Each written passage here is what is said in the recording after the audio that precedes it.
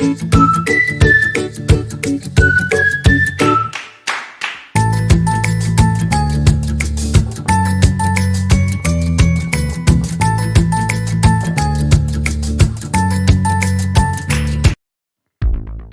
buen día para todos. Mi nombre es John Reyes y sean bienvenidos a esta serie de charlas informativas dirigidas específicamente hacia empresas o personas interesadas en la aplicación de plaguicidas en salud pública. El tema del día de hoy es la acción y rotación de los insecticidas químicos. Como objetivo tenemos prevenir o retrasar la evolución de resistencias insecticidas y ayudar a que la población de insectos en la que ha aparecido la resistencia retome a su susceptibilidad. Es muy importante tener en cuenta que si no hay una debida rotación de insecticidas, a la hora de realizar su control, pues vamos a tener una serie de problemas que denominamos resistencia química. La resistencia química adaptativa la tienen todos los seres vivos. Desde que aparecimos en la faz de la Tierra, nosotros nos hemos adaptado, los seres vivos, nosotros nos hemos adaptado a los diferentes cambios químicos, físicos y biológicos que ha sufrido el planeta en el periodo de tiempo en el que ha existido la vida sobre el planeta. Estos sistemas adaptativos hacen que el organismo se pueda adaptar a diferentes condiciones externas que tengan vulnerabilidad en cuanto a su existencia o en cuanto a su acción biológica dentro del ciclo biológico. Los modos de acción que tenemos en los insecticidas de origen químico, ya sea natural o sintético, son los que podemos ver en la pantalla. Tenemos un modo de acción que va dirigido hacia el sistema nervioso y muscular, un sistema de acción de algunos insecticidas que van hacia el crecimiento y el desarrollo del insecto. Otros actúan sobre la respiración, otros actúan sobre el sistema digestivo y existe un quinto grupo de insecticidas que tienen una acción desconocida o no específica hasta el momento. El manejo de la resistencia a insecticidas, como su sigla lo dice MRI, junto con el manejo integrado de plagas o control integrado de plagas, son fundamentales para la eficiencia y la eficacia de las diferentes técnicas y es un elemento esencial para la administración de un producto responsable. Somos responsables como aplicadores de insecticidas, tanto en el uso racional de los insecticidas químicos como en el entorno al que vamos a aplicar el insecticida. En el entorno existen diferentes actores que pueden involucrarse de forma negativa en la aplicación del insecticida. Tenemos el objetivo. ¿Cuál es el objetivo? El insecto al cual le voy a realizar un control o un manejo integrado. Tenemos el entorno y en el entorno existen diferentes actores, como por ejemplo el técnico aplicador de insecticida, el ambiente, el agua, el suelo, la atmósfera, todas estas y los insectos no objetivos o los insectos que no tienen un objetivo para ser controlados, como por ejemplo las abejas, las avispas u otros animales que puedan estar en el mismo entorno del insecto plaga y se vean afectados en la aplicación del insecticida. Y también a la comunidad que está alrededor de la aplicación del insecticida, pues se puede ver afectada si realizamos un uso irracional y una aplicación irracional de los productos insecticidas químicos. La rotación es muy importante para poder eliminar y poder evitar esa condición adaptativa de los insectos. Pero, ¿cómo debemos hacer esa rotación de productos? ¿Cuál es la mejor estrategia y la mejor manera de poder rotar esos productos para que no afecten al medio ambiente ni tampoco afecten a la resistencia del insecto frente a esos productos? Lo que vamos a hablar el día de hoy es acerca de los modos de acción. ¿Para qué? Para poder rotar productos que tengan diferentes modos de acción dentro del insecto y de esta manera el insecto no genere una adaptación o una resistencia a ese insecticida.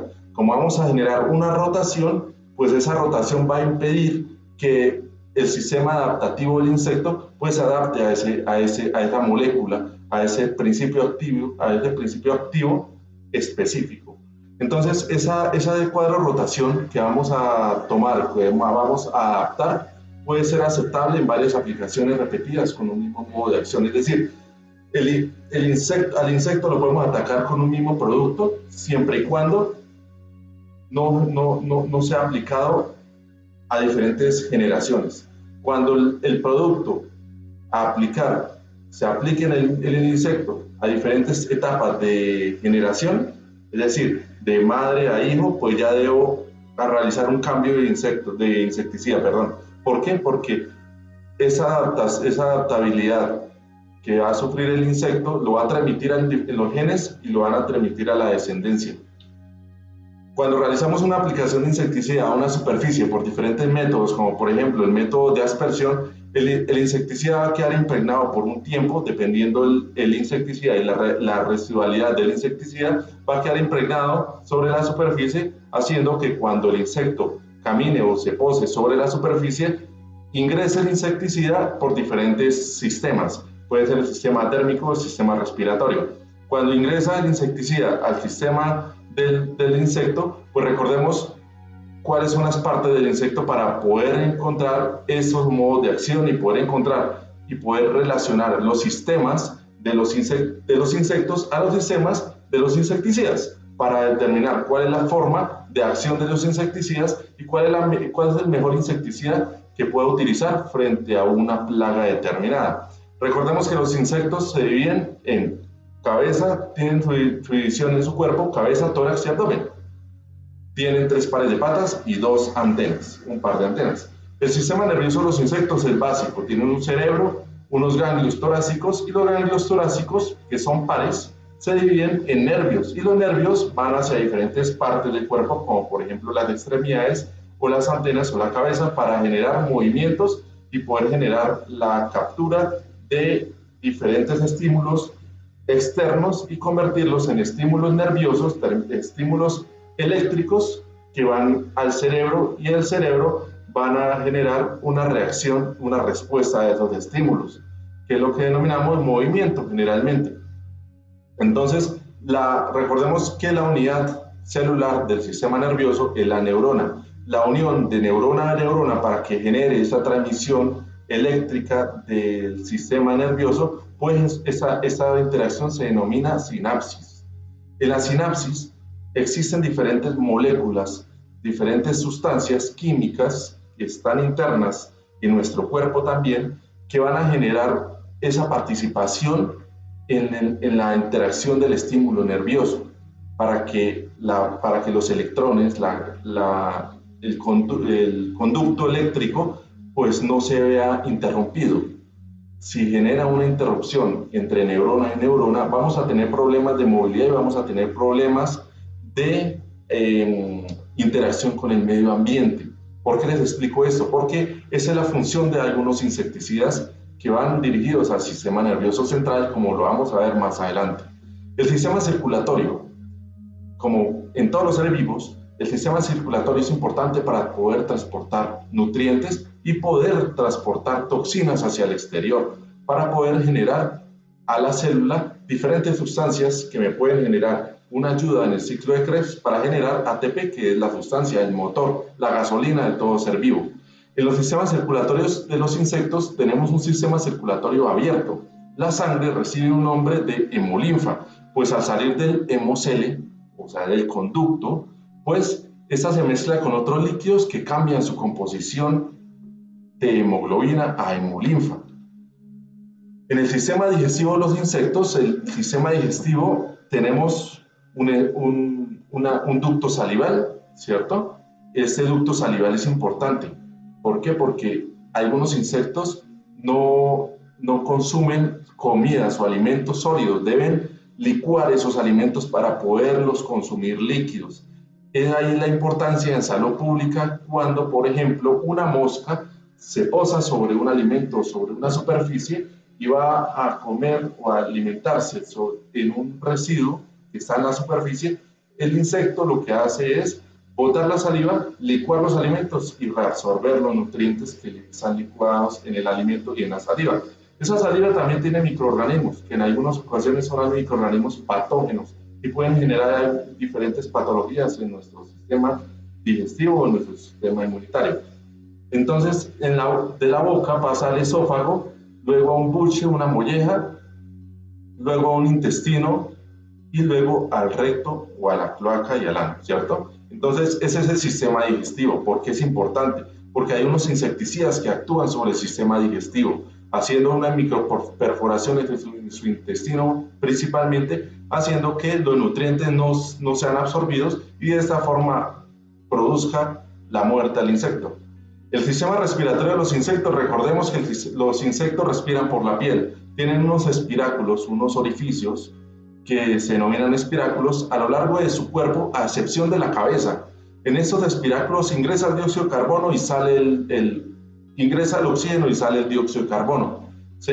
Entonces, ese sistema respiratorio es también una fuente, un punto de ingreso del insecticida por sistema respiratorio y ese insecticida va a poderse transmitir a los diferentes órganos, a los diferentes sistemas que vimos anteriormente. El sistema respiratorio, el sistema circulatorio, el sistema nervioso central.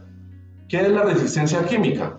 La resistencia química es básicamente, como su nombre le dice, resistir a un producto químico. Recordemos que todo en la naturaleza son productos químicos, productos naturales, productos sintéticos, ¿cierto? Entonces, la resistencia química es esa adaptabilidad que tiene un organismo vivo en adaptarse a ese producto químico que le puede estar causando algún tipo de daño. Un claro ejemplo, como lo vemos en la diapositiva, es si yo dejo caer una gota de un producto corrosivo, cualquiera, a las manos de una persona, pues la piel se va a corroer, va a generar un sistema oxidativo que va a empezar a romper las células de la piel, ocasionando una lesión dérmica, ¿sí? Pero si me coloco un par de guantes resistentes al producto químico, pues esa alteración en la dermis no va a ocasionarse. Es lo mismo que pasa cuando aplico un insecticida a un insecto. El insecticida al principio va a funcionar excelentemente, pero al cabo del tiempo el insecto va adaptándose al insecticida de tal forma que en ese punto, en el sistema que esté atacando el insecticida, en ese punto va a colocarse un par de guantes, es decir, va a generar una cápsula, va a generar un sistema de defensa, un sistema que cubre ese mecanismo para protegerlo frente a esa sustancia química que le está causando el daño. Entonces ahí donde encontramos la palabra resistencia química. Generalmente las empresas de control de plagas tenemos un cuadro de rotación de productos, donde lo rotamos mensual, bimensual o trimestralmente un producto químico. Pero ¿cuál es el problema actualmente? Que este cuadro de rotación químico solamente está rotando sustancias, moléculas, principios activos, pero de un mismo modo de acción. Y ahí el problema de la adaptabilidad de los insectos frente al modo de acción al cual lo están atacando. Todas las empresas están atacando el mismo modo de acción. ¿Por qué? Porque la mayoría de los proveedores de insecticidas pues están formulando solamente insecticidas para el sistema nervioso central, ¿sí? Entonces, estamos descuidando diferentes modos de acción, pero el insecto se está adaptando a ese modo de acción único que estamos atacando, y al adaptarse pues va a ser más difícil el control del insecto, y al ser más difícil el control del insecto, la empresa o la persona que está aplicando el insecticida pues se ve en la necesidad de aumentar la dosificación, y al aumentar la dosificación, ¿qué pasa? Pasan varias cosas. Primero, va a aumentar el precio o el costo del servicio o de la labor que estamos realizando. Segundo, vamos a tener una alteración en el medio ambiente por tema de contaminación, con contaminación generalmente y en su mayoría insecticidas de origen sintético que van a tener una biodegradabilidad mucho más larga que cualquier sustancia de origen natural. Su sistema de excitación es mayor y va a perdurar mayor tiempo en generar una debilitación de ese sistema de excitación a un sistema basal. El sistema puede alterar la salud de la persona que está aplicando el insecticida y la salud de la comunidad. ¿Por qué? Porque el insecticida puede viajar por el suelo, por el agua, por el aire y afecta diferentes condiciones del ser humano alrededor de donde se está aplicando. y pues está afectando también la credibilidad del procedimiento que se está realizando. ¿Por qué? Porque el insecto, al estar adaptado a ese sistema, a esa sustancia, a ese mismo modo de acción que le están aplicando, pues no va a morir o la eficacia va a ser reducida.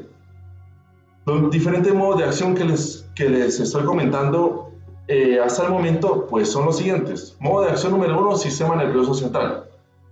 En el modo de acción número 1, el sistema nervioso central, como lo vimos, con su cerebro, sus neuronas, sus apéndices, diferentes prolongaciones en todo su cuerpo, pues esa sinapsis entre neurona y neurona, pues tiene diferentes sustancias químicas, como les mencioné al principio, y dentro de esos mecanismos del sistema nervioso central para poder transmitir una sensación eléctrica de una neurona a neurona, tenemos los canales de sodio.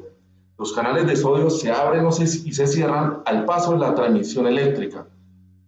Abren y cierran cuando pasa una señal eléctrica a lo largo de todo el sistema nervioso. Pero ¿qué pasa si existe un producto que bloquee los canales de sodio, los deje abiertos o los deje totalmente cerrados? Siempre. Ese es el caso de las piretrinas, los piretroides y el fipronil. Son sustancias químicas que lo que van a ocasionar es una alteración al canal de sodio. Los van a dejar cerrados o abiertos solamente. Entonces, la transmisión eléctrica va a ser continua. Al ser continua y no detenerse, pues va a generar un efecto de desalojo, que lo que conocemos en el control de plagas, en el control de insectos, efecto de desalojo. ¿Y el efecto de desalojo qué quiere decir? Como la transmisión eléctrica es continua y no es intermitente como debería ser, entonces ese movimiento va a ser involuntario. El movimiento del insecto va a ser involuntario, y al ser involuntario, pues hace que las extremidades del insecto pues se muevan sin ningún mensaje del cerebro, sino se muevan involuntariamente, como su nombre lo dice. Ese movimiento hace que el insecto salga de todos los refugios donde se encuentre. Entonces, después de ese efecto de desalojo, viene un efecto de knockout. Quiere decir que el insecto, al tener una continua respuesta o señales eléctricas en su sistema nervioso, va a haber un momento en donde hay una interferencia y ese sistema se bloquea y el insecto va a morir. El segundo modo, dentro del modo de acción del sistema nervioso, tenemos también algo que se llama la acetilcolina y la acetilcolinesterasa. Son dos neurotransmisores que en el momento en el que se une o en la transmisión eléctrica de una neurona a otra, necesitamos esa acetilcolina y acetilcolinesterasa. La acetilcolinesterasa es una enzima que lo que hace es volver a su estado basal en el sistema nervioso, en la transmisión eléctrica, para que se bloquee y no vuelva a transmitir la parte eléctrica, ¿sí? O sea, el electrón excita al pasar de una neurona a otra, pero necesita un agente neurotransmisor pasivo para que vuelva a su estado normal. Es decir, pasa la corriente eléctrica en el sistema nervioso y vuelve a su estado basal. Pero ¿qué pasa si existe una sustancia que va a bloquear la acetilcolina o la acetilcolinesterasa? Pues la va a bloquear y va a hacer lo mismo que va a generar una piretrina o un piretroide. Al pasar la corriente eléctrica, pues va a interrumpir, va a dañar ese conducto regular en la transmisión eléctrica en el sistema nervioso. El modo de acción número 2 es el de crecimiento y desarrollo. Recordemos que todos los organismos vivos van a crecer y se van a desarrollar. Existen sustancias químicas que inhiben la quitina. Recordemos que al principio les mencioné que el cuerpo externo del insecto es su cuerpo quitinoso. Tiene un exoesqueleto quitinoso que lo hace, que es un cuerpo duro, que no lo hace vulnerable hacia agentes externos. Son animales invertebrados, por lo tanto necesita una sustancia que haga que su cuerpo tenga una firmeza y pueda conservar los organelos celulares, los órganos, dentro de ese insecto. La hormona juvenil. La hormona juvenil también tiene una importancia en el desarrollo, en el crecimiento, principalmente de los insectos. Y el disruptor de mudas es un modo de acción también. ¿Por qué? Porque los insectos, recordemos que los insectos tienen diferentes etapas de crecimiento. Algunos tienen metamorfosis completas, como por ejemplo la mariposa, y otros tienen un crecimiento y un desarrollo incompleto, una metamorfosis incompleta, como por ejemplo las cucarachas. Entonces, en ese crecimiento, pues ellos necesitan crecer, expandirse. Y al expandirse, como tienen una capa externa quitinosa muy dura, pues no van a generar esa expansión. Lo que van a necesitar es abrir ese caparazón, salir el individuo más grande y poder desarrollar nuevamente ese caparazón que le va a generar una protección. Entonces, hay algunos insectos, como por ejemplo las cucarachas, van a tener diferentes mudas. Generalmente son entre 6 y 7 mudas de exoesqueleto que van a tener a lo largo de su vida. Un tercer modo de acción al que podemos atacar el insecto es por medio de su sistema digestivo. Tenemos también disruptores microbianos de la membrana digestiva. ¿Qué quiere decir? Que, por ejemplo, hay sustancias químicas o microorganismos en un insecticida que podemos utilizarlo para poder romper, microperforar el sistema digestivo, específicamente en una parte de su intestino, hacer unas microperforaciones y en esas microperforaciones, en esa alteración del sistema digestivo, pues el insecto no va a absorber los nutrientes que normalmente absorbe y pues se va a ver afectado su crecimiento, se va a ver afectado su vida y va a generar la muerte.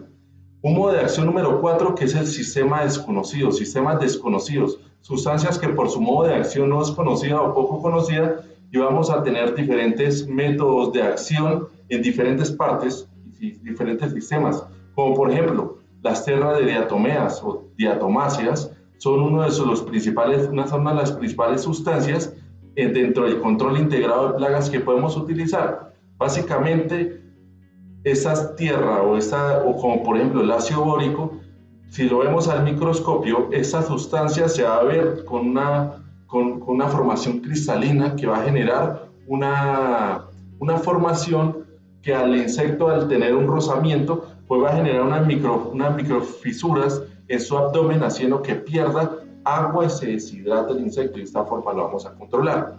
Hay otras sustancias que podemos utilizar, como la maltodextrinas, o existen sustancias extraídas de plantas, como por ejemplo del árbol del Nim, que podemos utilizarlo y puede servir en el control de los insectos que tienen esa acción desconocida. Entonces, ¿la invitación cuál es? La invitación es para que adaptemos nuestro cuadro de rotación a sustancias que tengan diferentes modos de acción. Como por ejemplo en la pantalla podemos ver que en el mes de enero tenemos una sustancia que podamos utilizar para atacar el sistema nervioso central, específicamente en los canales de sodio. La alternativa número B puede ser una sustancia que actúe en el crecimiento y desarrollo, específicamente que sea un inhibidor de quitina. En el mes de febrero, que ataquemos el sistema nervioso, pero no los canales de sodio, sino la acetilcolina, este neurotransmisor. Y como alternativa, tengamos una sustancia que altere la hormona juvenil y afecte el crecimiento y desarrollo. En el siguiente mes podemos tener nuevamente una sustancia que pueda afectar el sistema nervioso, pero que afecte específicamente esta enzima, la acetilcolinesterasa. Y también podemos tener una sustancia que afecte el crecimiento y desarrollo, pero que vaya objetivo hacia el disruptor de mudas y evite así las mudas del insecto, y de esta forma poder controlar su metamorfosis incompleta y de esa forma controlar la población. Productos alternativos podemos utilizarlos de modo de acción 3 y los modos de acción no específicos o modo de acción incierto 4. Los modos de acción 3, sistemas digestivos, que generalmente los podemos utilizar como gel insecticidas. Aquí tenemos algunos de los ejemplos con algunos de los proveedores que encontré por internet, que podamos utilizarlos aquí en Colombia y que tienen su registro sanitario INVIMA, que pueda ser utilizado para salud pública. Entonces podemos adaptar algunas de esas sustancias químicas, cualquiera de las que están ahí, alternativas o todas, que podamos utilizarlas para poder atacar los insectos y poder tener una verdadera rotación de productos y poder tener un control integrado, no adaptativo, que siempre vaya a tener una eficiencia, una eficacia superior a que si vayamos a utilizar piretrinas o piretroides todos los meses. Así cambie de molécula o así cambie de proveedor o de marca o nombre comercial. Y alternativos, pues tenemos los de modo de acción número 3, sistemas digestivos, como por ejemplo los Bacillus thuringiensis, que son microorganismos que van a generar una perturbación en su sistema digestivo, específicamente en el intestino.